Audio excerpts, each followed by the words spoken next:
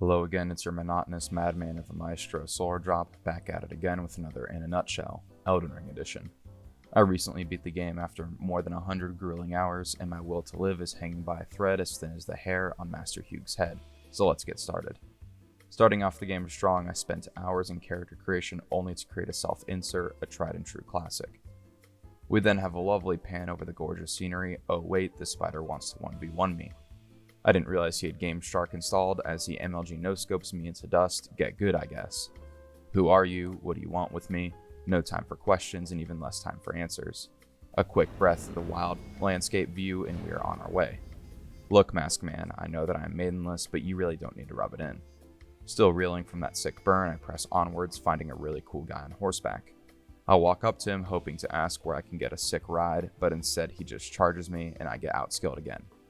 Not willing to let it rest, I fight this man for no less than an hour until I finally vanquish my foe, his entire attack pattern memorized. Get good. Let's see what loot we got. Attributes not high enough to wield. I have a feeling I will be seeing this a lot. Look, lady, I'm grateful you brought me back from the dead or whatever, but I don't hold hands. I'm waiting till marriage. So far, I've been getting roasted left and right, but at least this sad Santa Claus is here to comfort me. After doing some grinding, I make my way through various boss fights, all of which leave me with feelings of bittersweet success. I mean, sure, I won, but every victory leaves me with a little less of my sanity. Following directions less than a middle school band, I challenge Maggot, something like that, and realize the game actually did add real-life characters into the game. I swear this boss feels like he's actually being controlled by an employee from software, a person whose sole goal in life is to humiliate me and make me stop playing the game. Also, what is that hitbox? I swear his staff didn't hit me. More determined than ever, I finally had an epic guard break finish on Margit. Get wrecked, scrub. What do you mean you didn't believe in me? Oh well, at least the horse did. After messing around in Stormvale for a while, I finally realized I can switch weapons and immediately decided to become the Wandering Wolverine.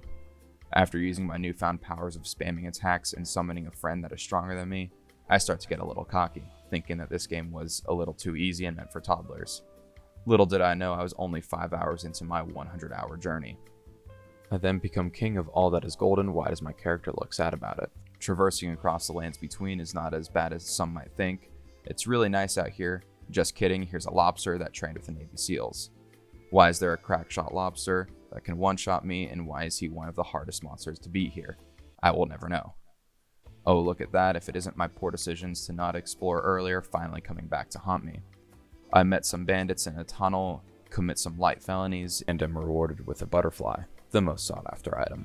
I then wipe the floor with someone named Patches, who I beat so badly, I learned the emote for begging for mercy. Since I am not a warmonger, I spare his life and come back to see his shop. This man had an item that would have helped me only in the boss fight against Margit, which I totally did not need, so good thing I definitely didn't find him. I'm very glad about this.